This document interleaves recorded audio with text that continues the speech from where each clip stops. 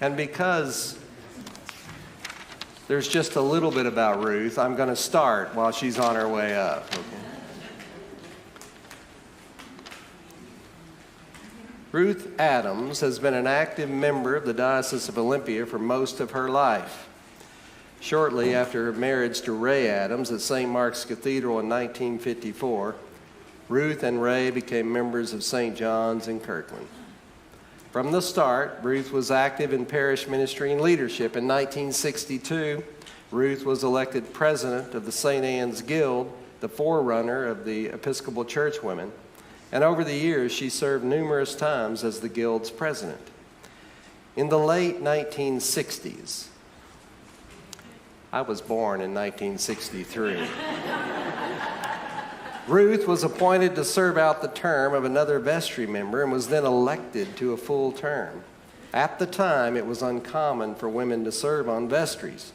Ruth remembers facing opposition, you don't say, to serving on the vestry, and her ideas were regularly dismissed by the otherwise all-male vestry.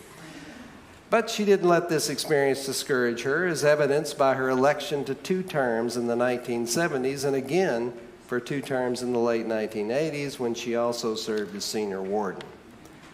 In addition to vestry service, Ruth was regularly sent by the parish to serve as a delegate or alternate to diocesan conventions.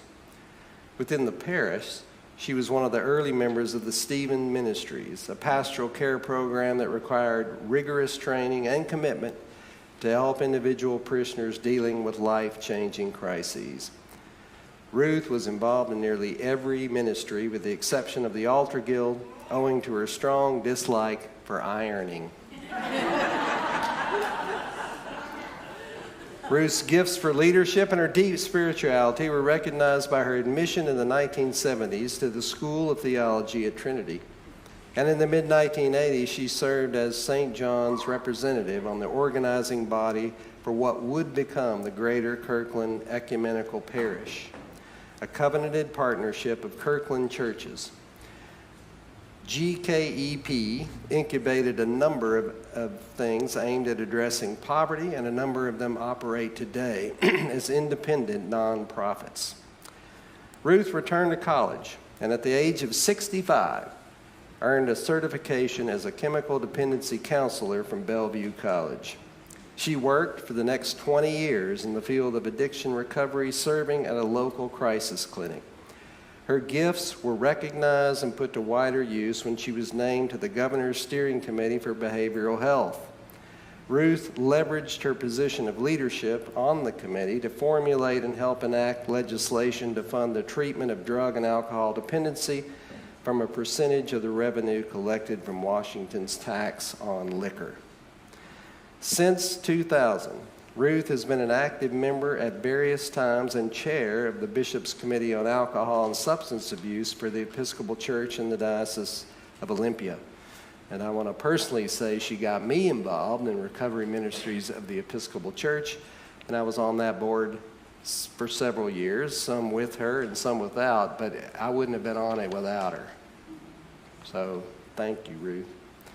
Throughout her life, Ruth Adams has and continues to embody the joy, love, and hope of Christ to everyone she meets, and has dedicated her life to Christ's reconciling work in the diocese and to St. John's Parish.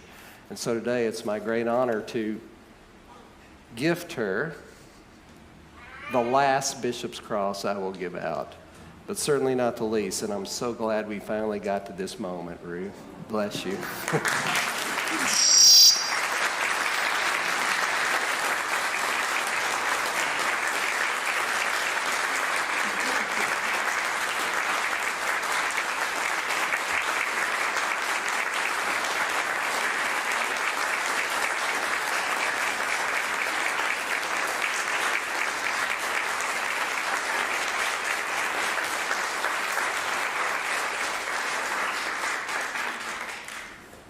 All of you know this, but just get close to her.